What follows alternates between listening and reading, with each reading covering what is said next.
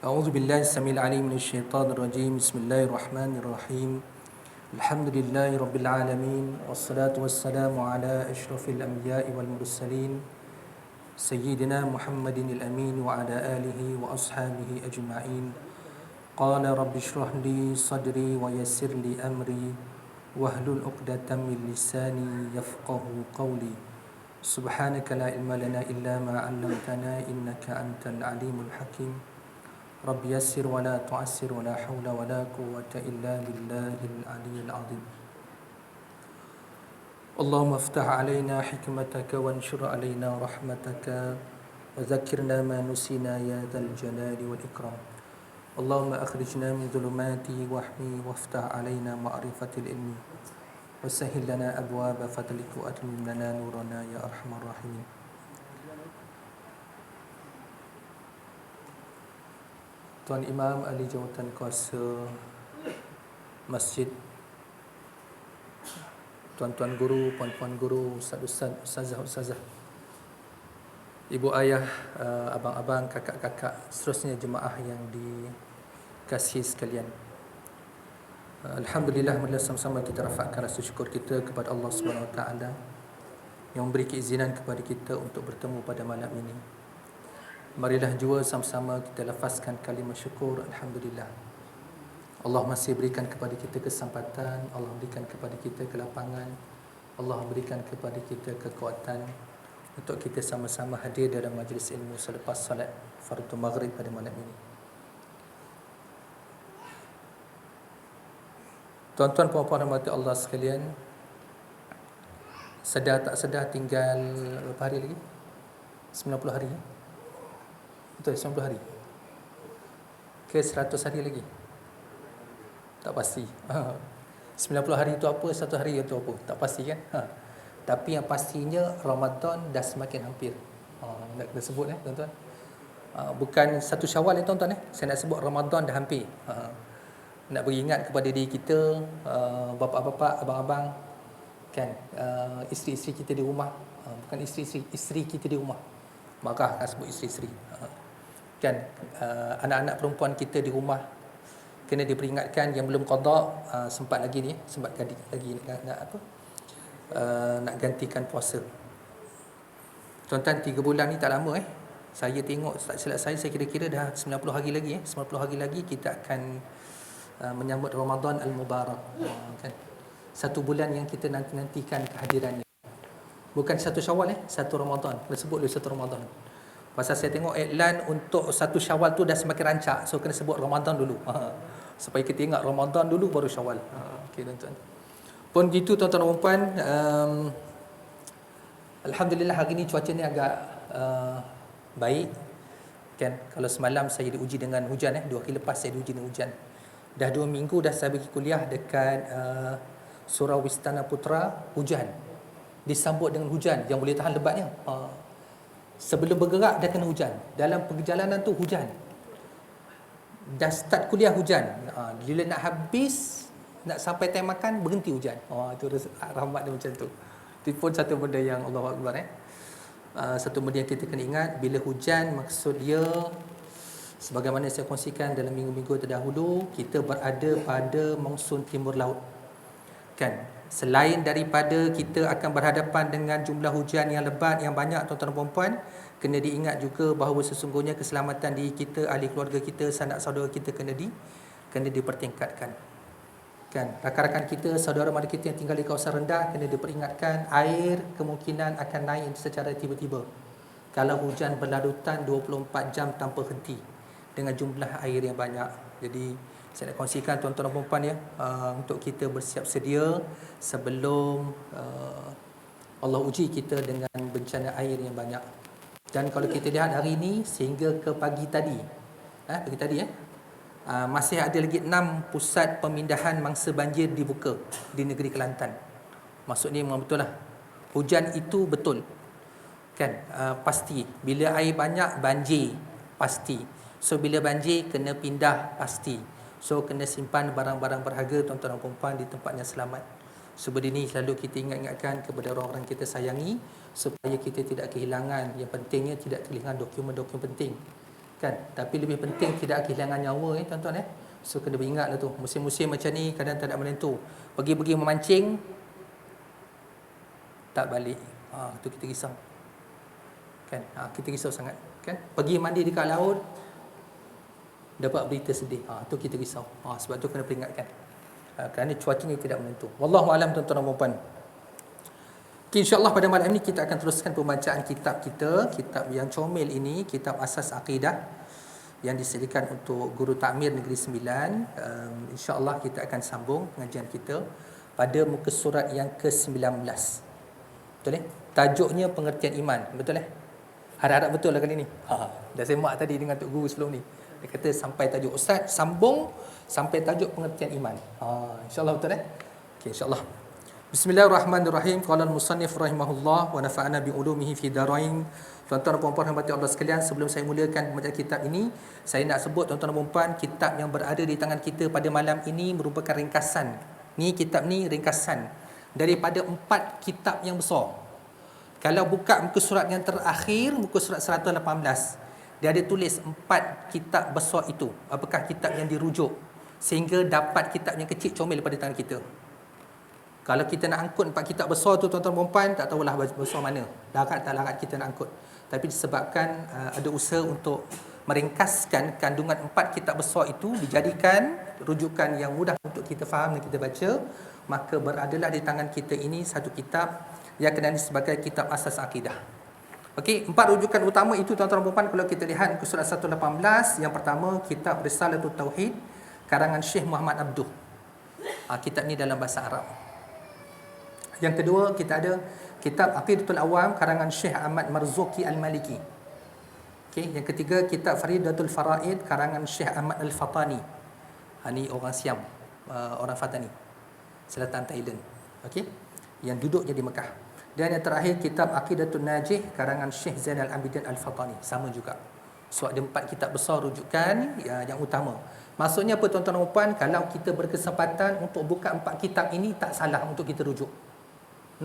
Kalau tak salah untuk kita rujuk. Maksudnya kalau kita ada masa, kat rumah kita ada kitab ni kebetulannya, ataupun kat masjid kita belik-belik kat rak jumpa, so boleh baca tuan-tuan dan puan.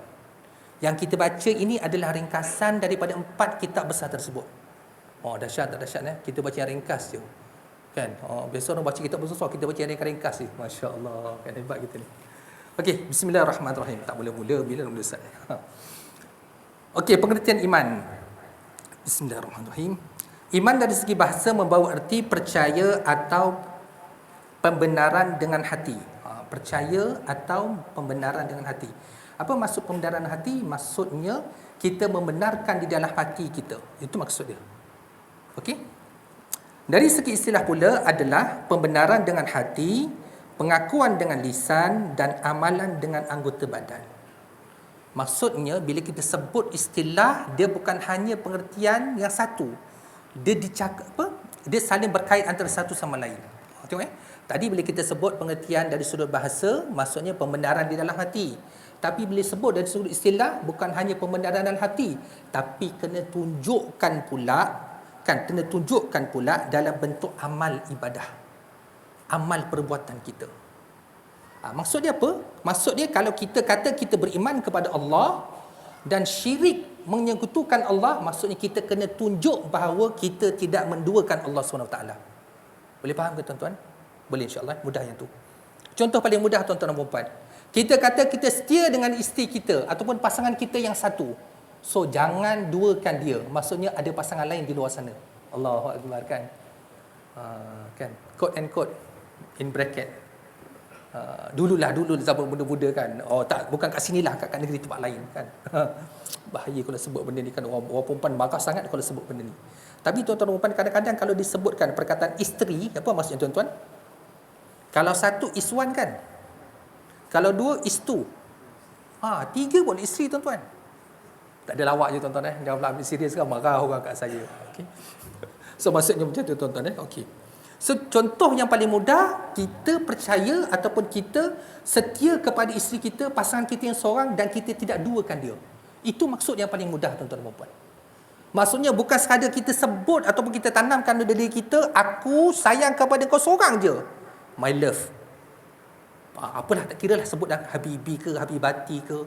Kan dalam bahasa Arab kita sebut Habibi. Habibi ni untuk lelaki. Kalau perempuan kita sebut Habibati untuk isteri kita. Kan? Kita sebutlah macam tu. Sayang ke ayang ke whatever lah sebut nama dia. Maksudnya tiada yang dua. Tak adalah orang lain kat luar sana. Bukannya bila keluar daripada rumah, Alhamdulillah bebas. Bukan begitu tuan-tuan dan puan. Kan mak-mak kat luar sana kan, kalau nak jaga bapak-bapaknya kalau keluar ni kan, tak tahulah macam mana keadaan sekarang ni.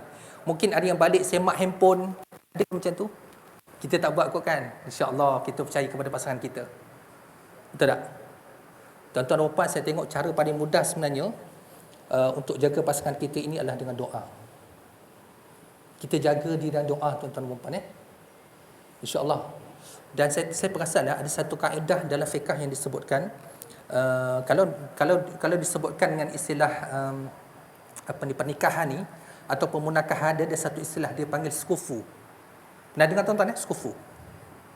Sekufu. Pernah dengar istilah tu? Kan kalau kita belajar bab munakahan, dia ada satu istilah dia panggil skufu. Maksudnya apa? Matching. Kalau dalam peribahasa disebut apa? Enggang dengan enggang, pipit dengan pipit. Ingat tadi nak sebut belum pelatuk punya pipit. Kan enggang dengan enggang, pipit dengan pipit. Itu istilah dia.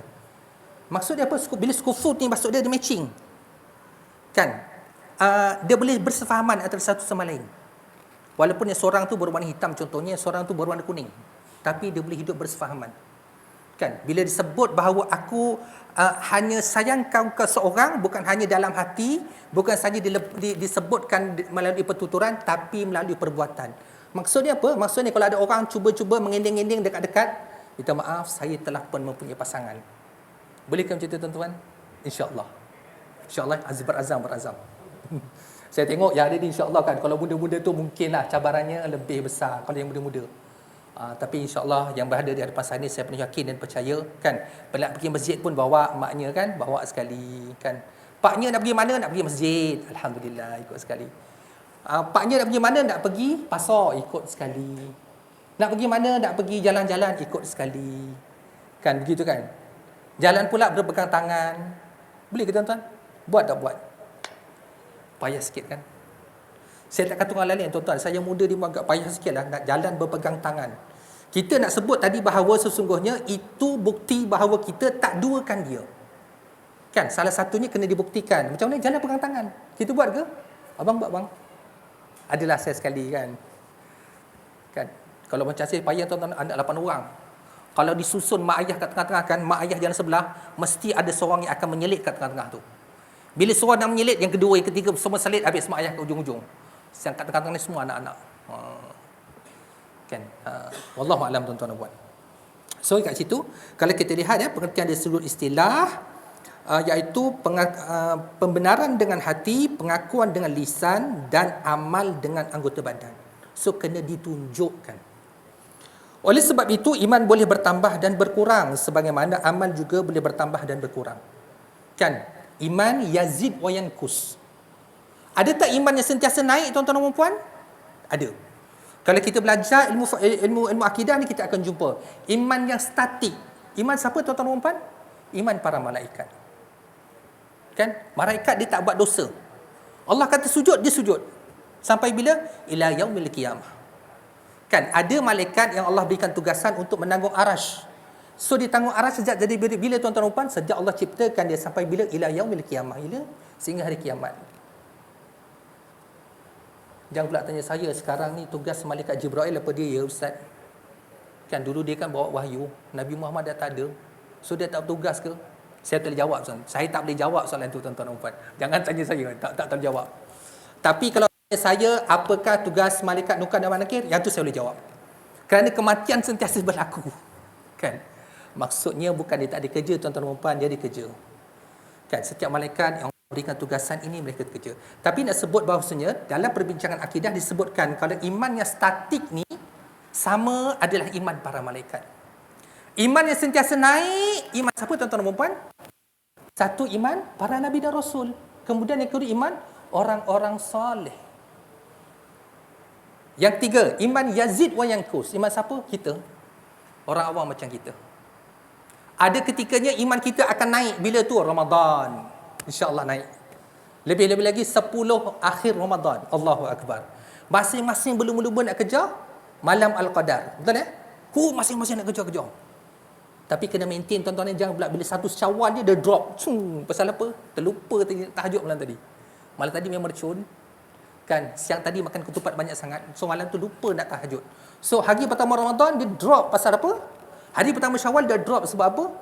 Malam tadi kita tak maintain apa yang kita buat sepanjang Ramadan.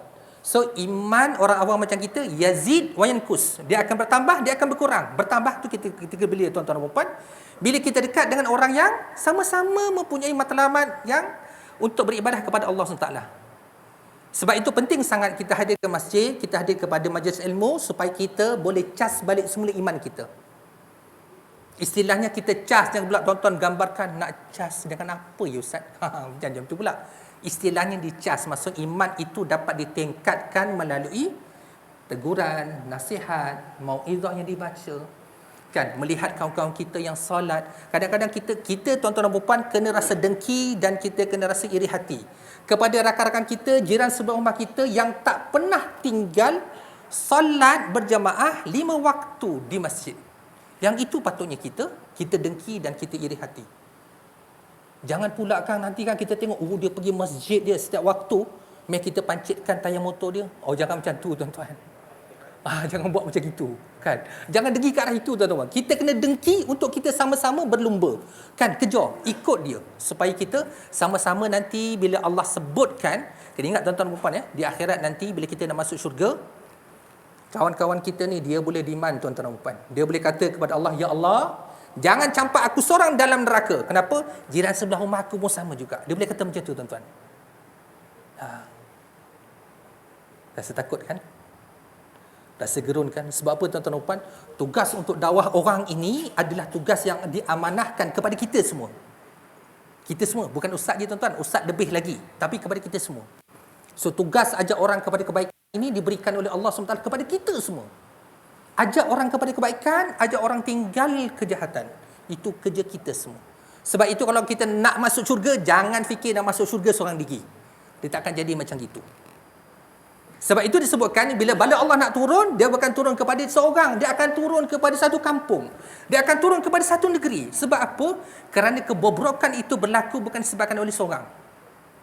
Mungkin disebabkan oleh ramai orang. Dan mungkin juga disebabkan oleh seorang. Maksudnya semua orang soleh kecuali seorang yang tidak soleh ini, dan tak ada seorang pun nak ajak dia kepada benda soleh. Nak ajak dia kepada kebaikan.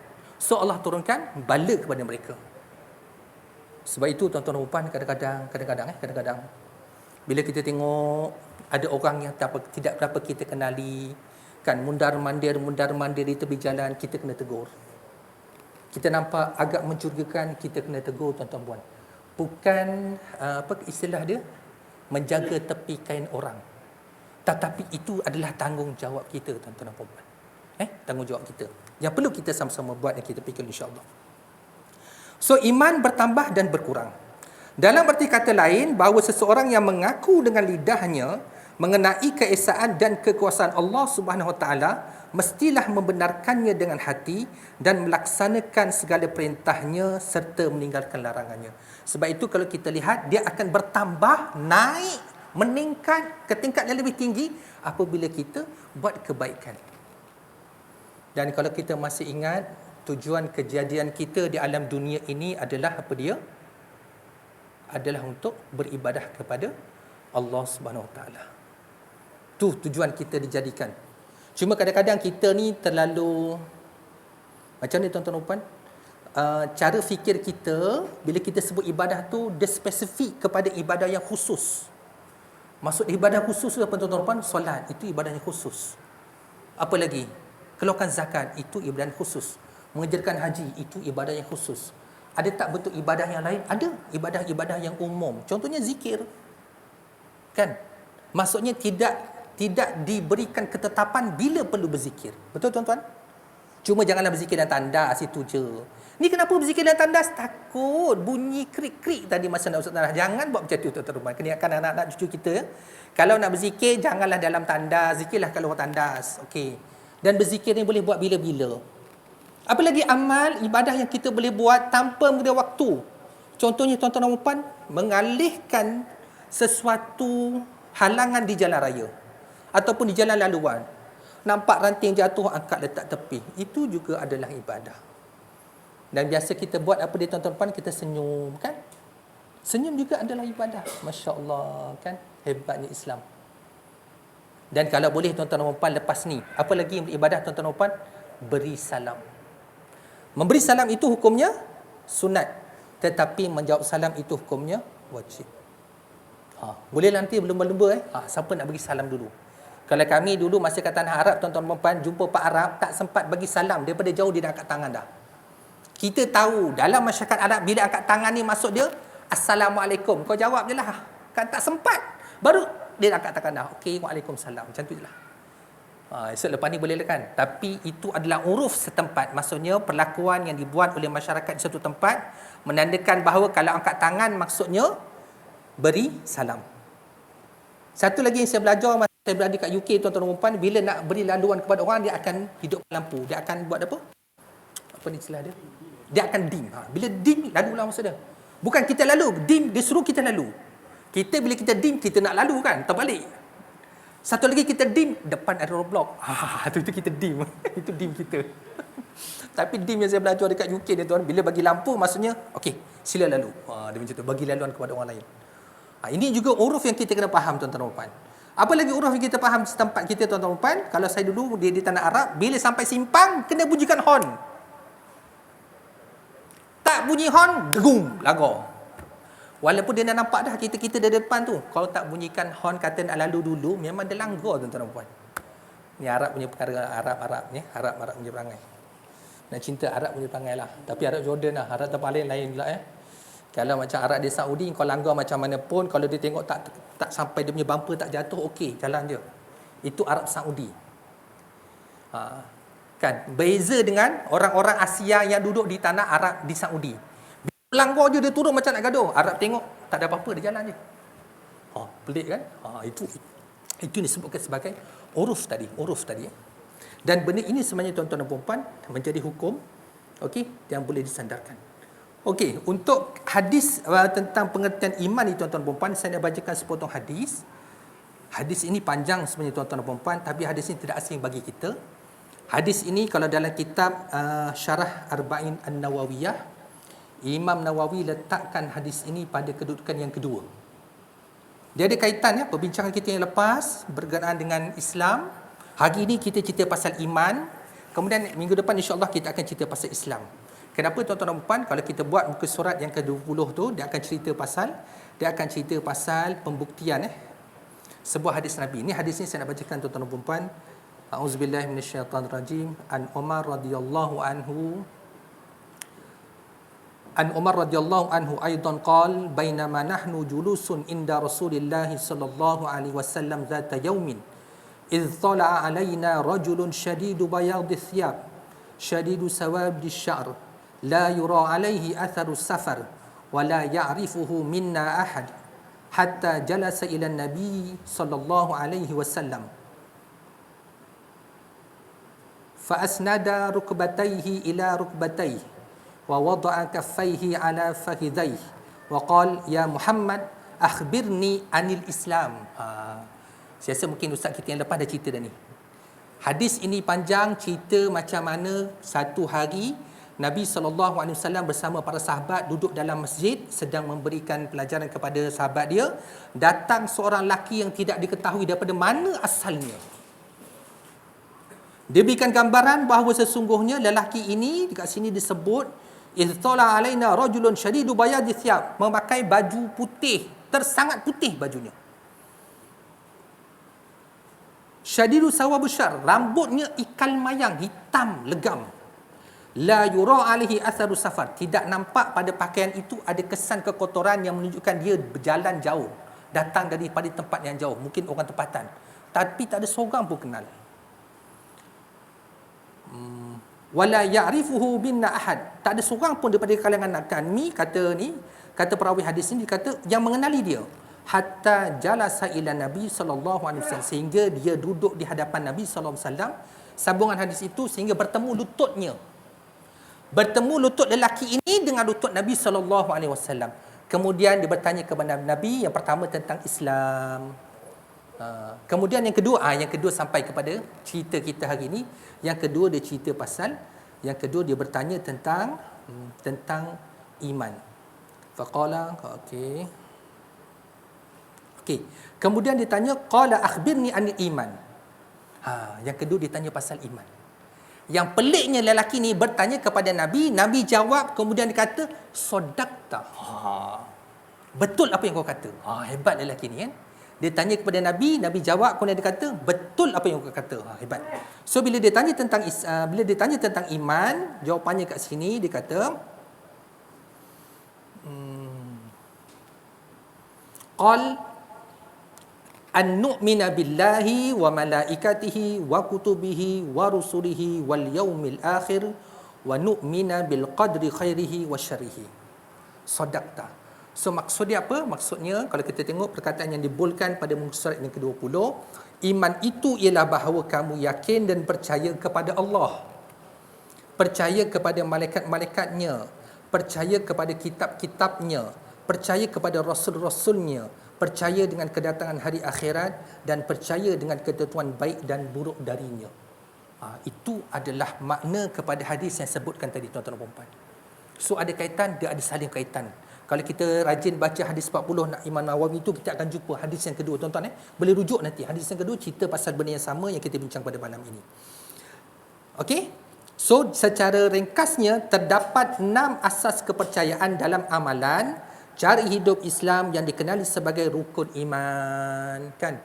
Kita pun selalulah menghafal nasyid kumpulan Raihan, betul tak?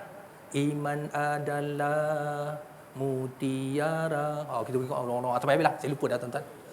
Balik ni boleh dengar, boleh dengar balik semula, betul tak cerita tu sama macam apa yang kita ulaskan malam ni. Maksudnya apa tuan-tuan dan puan? Sebilangan daripada pemuzik kita di Malaysia ini ke arah untuk mendidik kita, kan, mengingati benda-benda penting, dia tukar dalam bentuk lirik yang mudah untuk kita amalkan. So kita bolehlah ingat, taklah kita lupa, betul tak? Taklah kita lupa. Daripada definisi ini, maka iman merupakan hal yang mencakupi amalan batin, iaitu keimanan atau kepercayaan terhadap Allah, malaikat, kitab. Allah, malaikat ni kita tak nampak, betul? Kita tak nampak, tapi kita boleh merasa keberadaannya, betul? Kita tak nampak. Macam mana kita rasa keberadaannya? Dengan melihat alam ciptaan Allah Subhanahu Wa Taala. Kita tidak nampak, tapi kita boleh mendengar cerita-cerita yang disampaikan oleh rakan-rakan kita di bumi Palestin ketika ini, betul tak? Mereka berperang dengan lelaki berjubah putih. Siapa dia? Kan? Kalau kita tengok cerita itu berlaku pada zaman ini, abad ke-21 ini, bahawa lelaki berjubah putih itu datang membantu tentera Hamas ketika ini memerangi tentera Yahudi. Betul tuan-tuan dan puan. Cuba baca, tengok balik semula video-video digambarkan itu. Rasa gerun, rasa gemetar, rasa takut yang bersangatan, yang bukannya disebabkan oleh musuh yang nyata, tetapi musuh yang tidak nyata. Ada seorang sebenarnya musuh yang nyata, tetapi datang 70 orang di belakang dia. Contoh. Itu yang berlaku kepada tentera Yahudi ketika ini. Sebab itu kalau kita lihat, kenapa tiba-tiba 300 pilot Yahudi menolak untuk bawa jet pejuang. Pelik, tuan-tuan. Pelik, memang pelik. Satu benda pelik. Itu tak termasuk beribu-ribu lagi askarnya tidak mahu pergi berperang. Kenapa? Pengalaman mereka yang lepas bila berperang dan perlakuan mereka dalam peperangan, membunuh orang yang tidak berdosa, lebih-lebih lagi kanak-kanak dan orang perempuan, wanita dan orang tua, menyebabkan mereka rasa bersalah. Dan rasa bersalah itu dibawa sampai ketua. Bayangkan tuan-tuan, Nakbah 1948 dulu berlaku, sehingga ke hari ini kesannya tidak hilang. Ngeri tuan-tuan, memang ngeri. Bayangkan ngeri. Tuan-tuan yang pernah membawa senjata, bayangkan macam mana. Pengalaman kali pertama menembak musuh. Kalau musuh tu okeylah. Kalau tersalah tembak macam ni tuan-tuan. Rasa bersalah tak? Saya tak kata saya pernah tembak orang. Saya rotan pelajar saya, tuan-tuan dan puan. Kita rotan tu, lepas tu kita rasa, alamak. Sepatutnya bukan dirotan. Cuma diberikan peringatan, berikan nasihat. Ataupun dileteri, tapi kita rotan lagi tu. Sama juga kadang-kadang kita kan.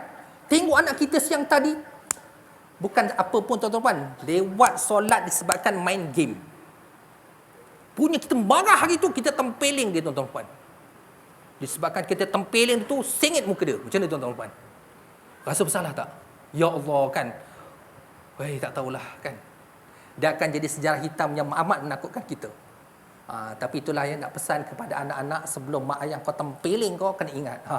Mak ayah sebenarnya dia boleh jadi singa. Silap gaya dia boleh jadi serigala. Silap gaya dia boleh jadi dinosaur kan. So jangan cabar mak ayah kita ni untuk jadi haiwan-haiwan yang berbisa itu.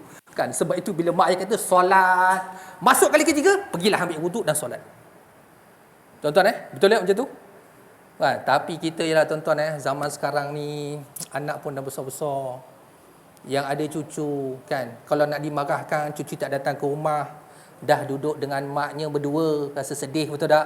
Sudahnya, tak apalah, mainlah game dulu kan, asal lama lagi. Jangan tuan-tuan kan, jangan dibuat begitu tuan-tuan. Saya teringat beberapa orang pelajar saya, pelajar saya, bila saya tanya, cuba buat mengucap kalimah syahadah. Ustaz nak mula macam mana? Allah. Tuan-tuan pelajar zaman sekarang, awak mengucap kalimah syahadah, Ustaz nak mula macam mana? Sudah. Bagi pen, awak tuliskan kalimah syahadah. Macam mana Ustaz Macam mana Macam mana? Ni generasi zaman sekarang ni tuan-tuan zaman sekarang ni berlaku tuan-tuan. Sebab itu jangan terkejut, jangan pelik kalau ada orang yang mengambil kesempatan mengambil tulisan-tulisan ayat Quran kita dijadikan alas pijak kaki. Tak ada orang pun yang perasan benda itu. Sebab apa? Ramai yang tidak mampu untuk membaca. Lebih-lebih lagi tulisan-tulisan Arab. Ayat-ayat Al-Quran, berapa ramai yang boleh baca tuan-tuan? Sedih sangat tuan-tuan. Pengalaman saya pergi ke mana tuan? Tak jauh. Dekat rumah saya tu adalah nilai 3. Beli jam, taklah mahal sangat jam yang bulat tu kan. Bila kita beli, daripada luar tu nampaklah cantik kan.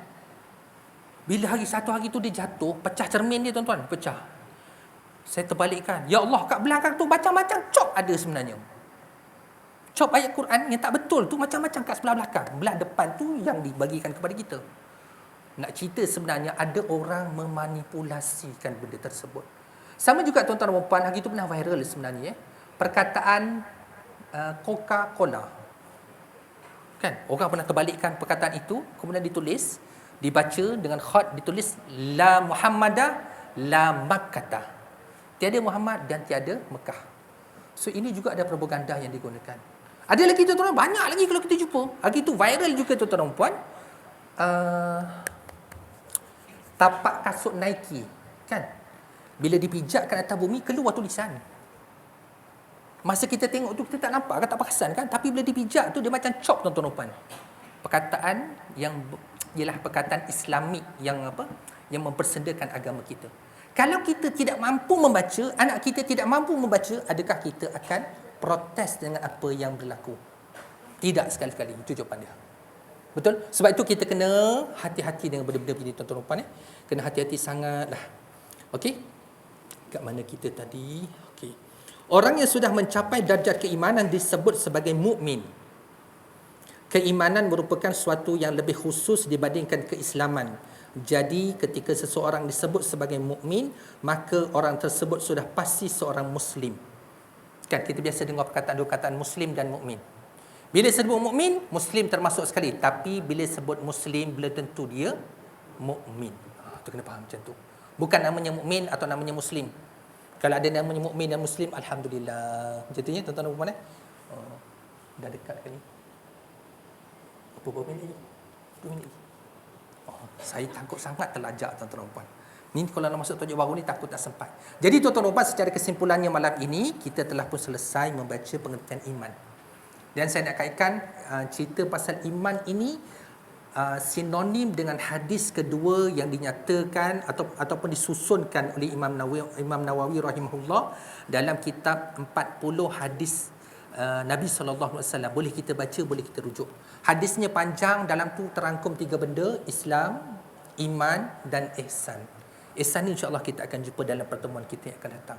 Ketiga-tiganya amat penting kerana ketiga-tiganya ini merupakan dasar dalam akidah kita sebagai seorang Islam. Sebab itu bila disebutkan kepercayaan kepada Allah, disebutkan kepada malaikat, hari kiamat, saya tak nak ulas sekarang tuan-tuan dan puan, nanti kita akan jumpa perbincangan panjang di belakang nanti. Kita akan jumpa. Kan bila disebutkan percaya kepada Allah, apa maksud dia? Percaya kepada malaikat tu apa dia? Kerana bila sebut kepada Allah, Allah itu isa satu, tak ada banyak. Tapi bila percaya kepada malaikat, kita pun kena tahu, kan dalam agama kita diajarkan, dalam akidah kita diajarkan malaikat-malaikat yang harus diketahui. Ada berapa tuan-tuan? 10 lah yang biasa kita dengar, betul tak? Sebab tu kita tahu kan tugas-tugas para malaikat yang 10 itu. Okey, kemudian apa dia? Sama juga kan para nabi dan rasul. Ada berapa bilangan tuan-tuan dan puan? Tidak terkira banyaknya bilangan dia. Kan? Daripada 313 yang wajib diketahui ada 25. Daripada 25 ada 5 orang yang digelar sebagai ulul azmi. Daripada 5 orang ulul azmi itu ada seorang yang jadi tekong. Siapa tekong besarnya tuan-tuan dan puan? Muhammad sallallahu alaihi wasallam. So benda ini dah banyak kali dah kita dengar. Cuma kita nak ulang bagi mantap, bagi ingat dalam kepala kita. Okey, kemudian kita pula pasal kitab.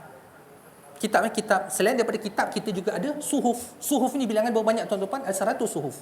Suhuf diturunkan kepada siapa? Kepada 4 orang. Kepada 4 orang nabi. Begitu juga kitab. Kitab ada berapa? Ada 4 kitab, kan dia panggil kitab samawi. Diturunkan kepada siapa? Diturunkan kepada 4 orang nabi. Betul? Kita biasa dengar Taurat, Zabur, Injil, Al-Quran. Injil, Al-Quran ni kita biasa dengar dan kita boleh jumpa pun tuan-tuan dan puan. Kalau dulu zaman belajar memang kelek kitab Injil kulu kilih. Kelek tuan-tuan Bila belajar Muqarrar Nuzul Adian berbanding agama, memang bawalah Injil tulisan bahasa Arab. Bawa tuan-tuan kulu kilih. Dan saya masih simpan lagi kitab Injil tu. Pasal apa kita baca kitab Injil tu tuan. Bukan masuk Kristian tak membaca kitab Injil, pasal untuk tujuan pembelajaran. 2 itu biasa kita dengar. Okey. Kemudian berikutnya adalah percaya kepada hari kiamat. So kita tidak nampak hari kiamat ini. Dan yang terakhir percaya kepada qada dan qadar, untung baik dan untung buruk yang telah ditetapkan oleh Allah SWT. So perbincangan ini insya-Allah kita akan panjangkan dalam perjumpaan kita yang akan datang. Wallahu a'lam bissawab. A'udzubillahi minasyaitonir rajim. Bismillahirrahmanirrahim. Alhamdulillahirabbil alamin, wassalatu wassalamu ala asyrafil mursalin wa ala alihi washabihi ajmain. Allahumma faqihna fid din wa 'allimna at-ta'wil wa hdina ila siratikal mustaqim. Allahumma rabbana hab lana min azwajina wa dhurriyyatina qurrata a'yun waj'alna lil muttaqina imama. Allahumma inna naj'aluka fi nuri a'da'ina wa na'udzubika min shururihim. Allahumma baddid syamlahum wa farij jam'ahum wa shattid kalimatahum wa zanzil aqdamahum wa sallid 'alaihim qalban min kilabika ya qahhar ya jabbar ya muntakim ya Allah. Allahumma ya munzilal kitab wa ya mujriyas sahab wa ya hazimal ahzab ihzimhum mansurna alaihim. Rabbana atina fid dunya hasanah wa fil akhirati hasanah wa qina adzaban nar walhamdulillahi rabbil alamin. Bismillahirrahmanirrahim. Wal asri innal insana lafi khusr illa alladhina amanu wa 'amilus solihat wa tawassaw bil haqq wa tawassaw bis sabr. Subhanakallahumma wa bihamdika asyhadu an la ilaha illa anta astaghfiruka wa atubu ilaik. Wassalamu alaikum warahmatullahi wabarakatuh.